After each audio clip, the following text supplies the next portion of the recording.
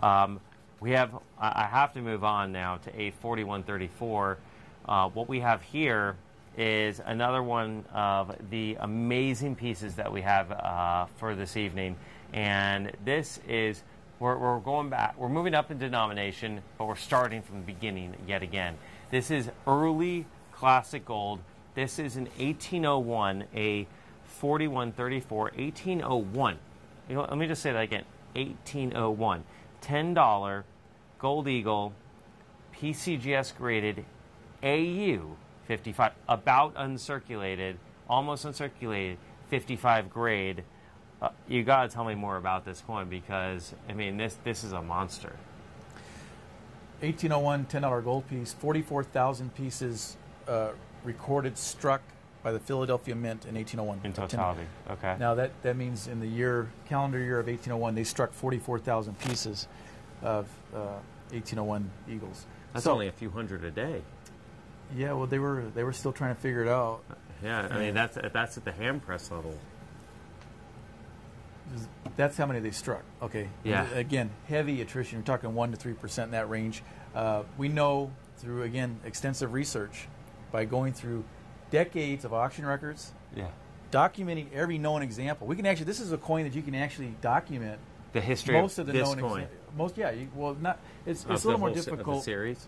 Well, because the earlier auction catalogs didn't have photographs, or they were black and white photographs, they were difficult to tell. But we know the range of known survivors out of the 44,000 pieces, 600 to 800 pieces. That's it. The high range is 800, the low range is 600. But you're still talking about, less than 1,000 that exist, and you're in the AU 55 level. Well, yeah, that's all conditions, and that includes coins that have a big hole right through the center. That includes 1801 $10 pieces that are bent. That includes 1801 $10 pieces that are in jewelry pieces that are cleaned, heavily worn. This is almost uncirculated, so that's a different level. I mean, and although you might see those ones that are bent or have a hole in it, and you definitely will remember that exact one because it has that, you don't really find one that is certified by Professional Coin Grading Service in AU 55, one that is over 200 years old. The price, a 4134, is $23,850, and this coin is worth every penny, in my opinion. It is probably one of the top conditions, I would venture to say. There are some uncirculated examples known, but again, you're talking a different, the prices are in the stratosphere. Yeah. At that level. This is PCGS certified. The PCGS price guide, as of the time of filming, shows this piece to range from $25,500 to $26,500. That's the price, PCGS price guide. This is priced under that. It's certified AE 55 by PCGS. So this is a valued coin. It's also one of the best opportunities to get into this holy grail realm of early gold, which is, as people move to numismatics, a very rare opportunity because it's such a low mintage survival that are still existent in this day and age, and with things moving faster in technology, you don't have time to stop and appreciate just how few and just how rare of an opportunity it is to even be watching this coin and seeing the beauty of early American gold. This is the beginning of American history that you can hold in your hand. You're in about uncirculated level, and you're still under 24,000, which is below price guide value, and you want a higher grade.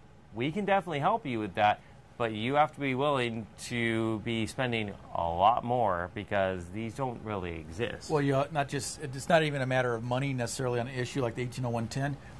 If you were the richest person in the world, you're still going to have patience because the uncirculated examples don't always show up. There's probably just a handful of them, and once they get into those power collectors' hands, that you're not going to be getting them out of their hands anytime soon. Maybe I'm sure.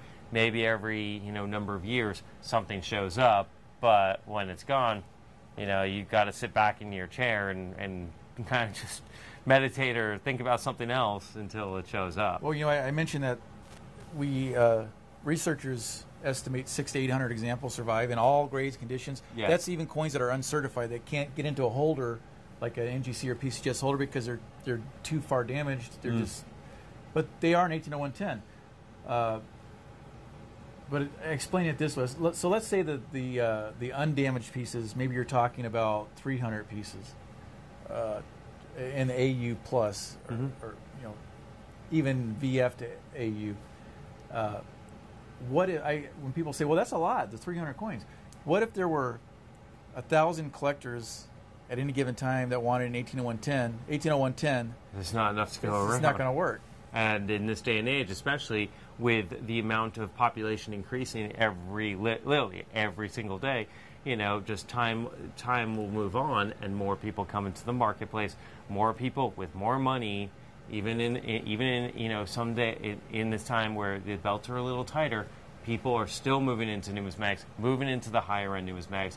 When these things come into onto auction on the block, become available, you can't get them anymore. Thus, it's few and far between when you have an opportunity to get a true rarity, literally museum quality pieces that some of the I'm sure some of the big museums, Smithsonian's out there that do hold and house coins, would be proud to display in their vaults and in their display wings. Well, and that's why we're seeing people interested in these early gold issues that are not collectors.